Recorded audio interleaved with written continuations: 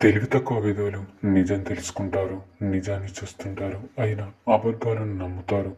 మోయలేనంత డబ్బు సంపాదించే వాళ్ళు పెరిగిపోతున్నారు, మోయవలసిన నలుగురిని సంపాదించే వాళ్ళు తగ్గిపోతున్నారు.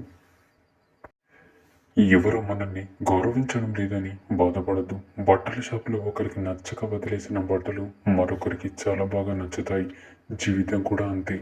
ఒకరు నీ పక్కన ఉంటే నీ స్థాయి పెరిగే కన్నా నువ్వు పక్కన ఉంటే వారి స్థాయి పెరిగే స్థాయికి నువ్వు రావాలి. అది విజయం అంటే.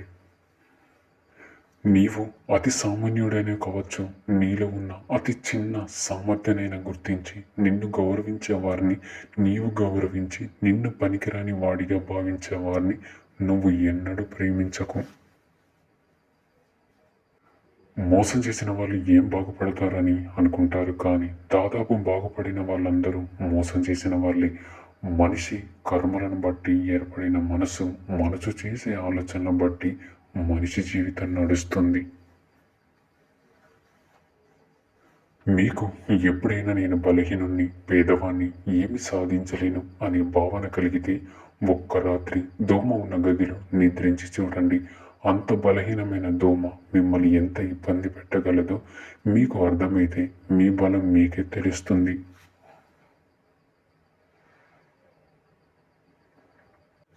తెలివిగా మాట్లాడడం గొప్ప విషయం కాదు. తెలిసినంత, అవసరమైనంత మాత్రమే మాట్లాడడం గొప్ప విషయం.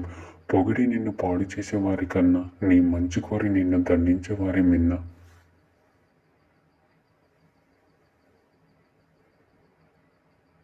నీ బాధ్యతలను నీవు సరిగ్గా గ్రహించినప్పుడు నీ ఆశయాలను పూర్తి చేసుకోవాలని పట్టు నీలో కనిపిస్తుంది. ప్రపంచంలో ఇద్దరు సుఖంగా ఉంటారు. తిన్న ఆహారం 2 గంటల్లో అరిగిన వాడు, పడుకున్న వెంటనే 5 నిమిషాలలో నిద్ర పట్టేవాడు. ప్రేమంటే సూర్యుడిలో ఉదయించి సాయంత్రం అస్తమించేది కాదు, కళ్ళల్లో ఉదయించి కనుమూసేంత వరకు అస్తమించేది ప్రేమ. విజేత ఎప్పుడు విజయాలతో నిర్మించబడడు, తన విశ్వాసాన్ని నిరంతరం నిలబెట్టుకోవడం ద్వారా తయారవుతాడు.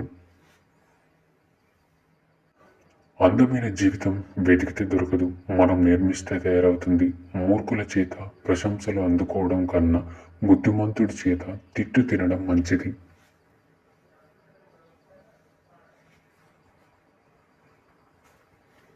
గొప్ప పనులు చేయలేని వారు చిన్న పనులు గొప్పగా చేయడం ద్వారా ఆనందాన్ని పొందవచ్చు. మనిషికి పొగరున్నా పర్వాలేదు, కానీ నటన ఉండకూడదు. కలుపు గొలుపు ఉండకపోయినా పర్వాలేదు, కానీ కల్తీ స్వభావం ఉండకూడదు.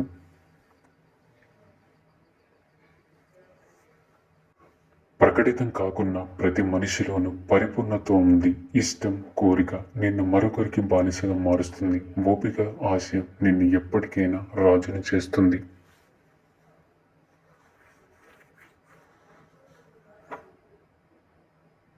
ఎక్కువగా వేచి చూడకు. సమయం మనకు పూర్తిగా అనుకూలంగా ఎప్పుడు ఉండదు. జీవితం మనకు చాలా అనుకూలంగా మారుతుంది. దానికి కావాల్సింది కేవలం మన అంగీకారమే.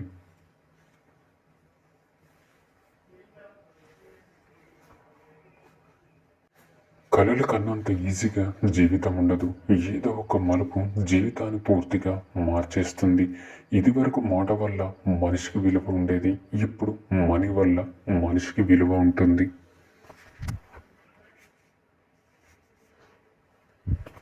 మన జీవిత ఆశయం జీవితాన్ని గడిపేయడం కాకూడదు, దానిని వృద్ధి చేయడానికి అయి ఉండాలి. అలా వచ్చినప్పుడు తల వంచితే ప్రాణం నిలబడుతుంది. గొడవ అయినప్పుడు ఒక అడుగు వెనక్కి తగ్గితే బంధం నిలబడుతుంది. ఒక్క క్షణం ఓడిన మనిషిగా జీవితాంతం గెలుస్తావు. మంచి అలవాటును దేవుడైనా అభినందిస్తాడు, చెడు అలవాటును సాటి మనిషి కూడా అసహించుకుంటాడు. అందుకే మంచి అలవాట్లను అనుసరించడానికి నిత్యం ప్రయత్నించండి.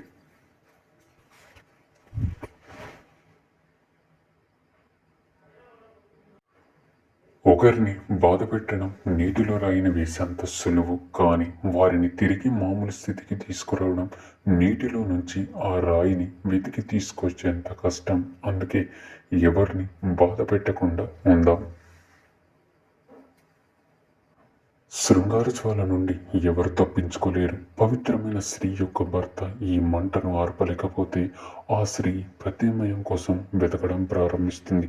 ఆ ప్రత్యామ్నాయం వేరే పురుషుడు కూడా అవ్వచ్చు. మరణం అనగానే మనిషికి చెప్పలేనంత భయం. నిజానికి మనిషిలోని సర్వ భయాలకు మూలం మరణమే. జీవితం నీకు ఏమిచ్చిందో సరిగ్గా గమనించగలిగితే జీవితం నీకు చాలా ఇస్తుంది.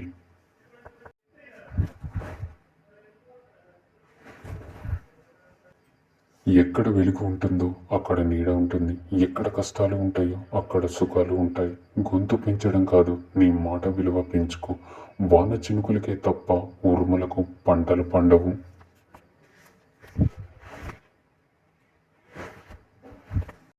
భగవద్గీతలో స్పష్టంగా ఉంది, నిరాశ చెందవద్దు.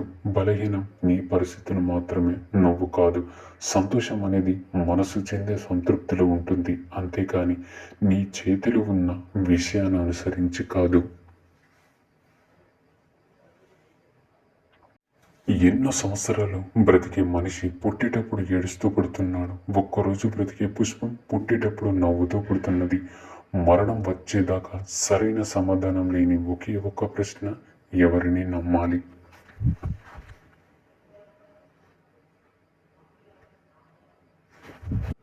కావలసిన వారి కోసం కారణం లేకుండా కారే కన్నీటి చుక్క చెబుతుంది ఆ వ్యక్తి నీకు ఎంత విలువైన వారు అని.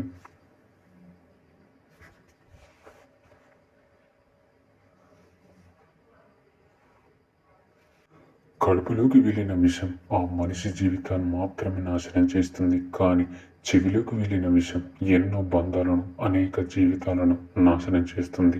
అందుకే తప్పుడు మాటలు చెప్పడం ఎంత తప్పు, చెప్పుడు మాటలు వినడం కూడా అంతే తప్పు.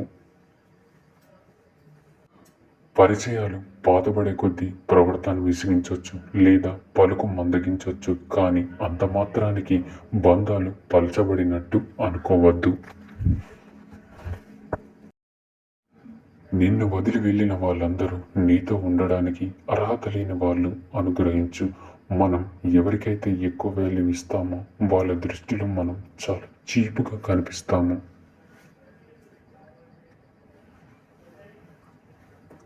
ఏ బంధమైనా మన అని మనం మాత్రమే అనుకుంటే సరిపోదు. ఎదుటి వాళ్ళు కూడా మన అనుకున్నప్పుడే ఆ బంధం బలంగా ఉంటుంది. నాకు తెలిసి బాధ్యతగా ఉన్న వారికి బాధలు ఎక్కువ, నీతిగా ఉన్న వారికి నిందలు ఎక్కువ.